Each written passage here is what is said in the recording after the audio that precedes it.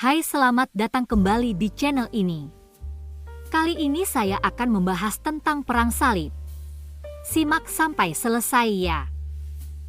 Pada tahun 1095 Paus Urbanus II di Roma menerima seorang utusan Kaisar Bizantium Alexius I dari Konstantinopel yang mencari bantuan darurat untuk menghadapi ancaman bangsa Turk.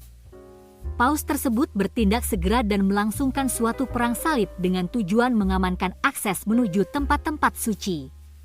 Sejarawan Paul Everett Pierson mengatakan kalau ia juga berharap bahwa jika Laskar Salib membantu gereja timur dengan mengalahkan bangsa Turk, gereja akan bersatu kembali di bawah kepemimpinannya.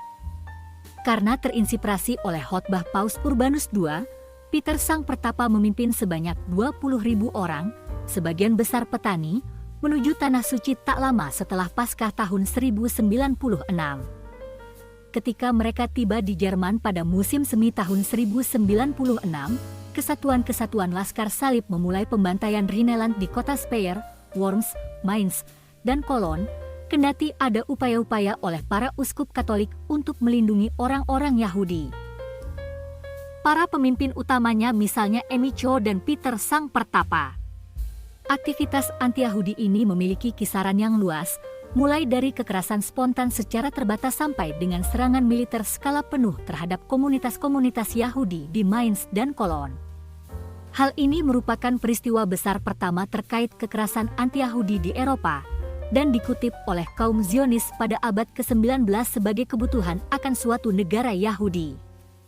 Ketika kelompok tersebut sampai di Kekaisaran Bizantium, Kaisar Alexius mendesak mereka agar menunggu para bangsawan barat, tetapi mereka bersikeras untuk melanjutkan dan jatuh dalam suatu penyergapan oleh bangsa Turk di luar kota Nicea, di mana hanya sekitar 3.000 orang yang berhasil meloloskan diri. Laskar Salib yang resmi berangkat dari Prancis dan Italia pada bulan Agustus dan September 1096. Sejumlah besar pasukan tersebut dibagi menjadi 4 bagian, yang mana melakukan perjalanan secara terpisah menuju Konstantinopel. Jika memperhitungkan orang-orang selain pejuang, pasukan barat mungkin berjumlah sebanyak 100.000 orang.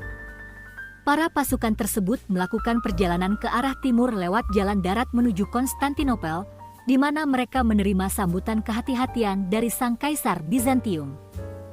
Pasukan utamanya kebanyakan terdiri dari kesatria Norman dan Prancis di bawah kepemimpinan para baron, berjanji untuk mengembalikan wilayah-wilayah yang hilang kepada kekaisaran tersebut dan mereka berbaris menuju selatan melalui Anatolia. Para pemimpin perang salib pertama ini misalnya Godefroy dari Bouillon, Robert Curthose, Hugues I dari Vermandois, Baudouin dari Boulogne, Tancred dari Hauteville, Raymond IV dari Toulouse, Bohemond dari Taranto, Robert II dari Flandria, dan Etienne, Comte Blois. Raja Prancis dan Heinrich IV, Kaisar Romawi Suci, saat itu sedang dalam konflik dengan Sang Paus dan tidak ikut berpartisipasi. Laskar Salib awalnya berperang melawan bangsa Turk dalam pengepungan Antiokhia yang berlangsung cukup lama, dimulai sejak bulan Oktober 1097 dan berakhir Juni 1098. Ketika mereka memasuki Antiokhia, Laskar Salib membantai penduduk Muslim dan menjarah kota tersebut. Namun sejumlah besar pasukan Muslim yang dipimpin oleh Kerboga segera mengepung Laskar Salib, yang saat itu berada di dalam Antiokhia.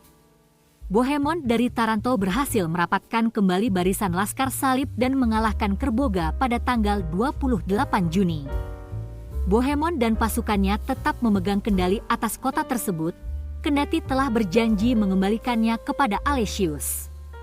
Sebagian besar dari anggota Laskar Salib yang tersisa bergerak menuju selatan, berpindah dari satu kota ke kota lainnya di sepanjang pesisir tersebut, dan akhirnya tiba di Yerusalem pada tanggal 7 Juni 1099 dengan hanya sebagian kecil dari kekuatan mereka yang semula. Kaum Yahudi dan Muslim berjuang bersama-sama untuk mempertahankan Yerusalem dalam menghadapi invasi kaum Franka itu, tetapi Laskar Salib berhasil masuk ke dalam kota tersebut pada tanggal 15 Juli 1099. Mereka mulai melakukan pembantaian penduduk sipil Muslim dan Yahudi, serta menjarah atau menghancurkan masjid-masjid atau kota itu sendiri. Dalam Historia Francorum qui ceperunt i Jerusalem karyanya, Raymond de Aguilers meninggikan tindakan-tindakan yang mana akan dianggap sebagai kekejaman dari suatu sudut pandang modern.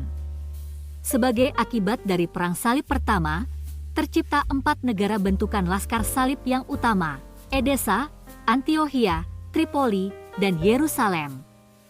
Pada suatu tingkatan populer, Perang Salib Pertama dianggap melepaskan suatu gelombang amarah Katolik yang saleh dan emosional, yang mana diungkapkan dalam pembantaian orang-orang Yahudi yang mengiringi perang-perang salib tersebut dan perlakuan kejam atas kaum Kristen Ortodoks, skismatik, dari Timur.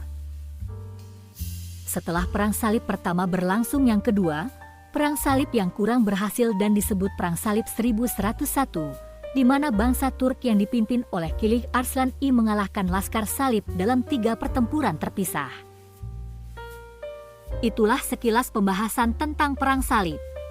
Terima kasih telah menonton video ini dan jangan lupa subscribe. See you!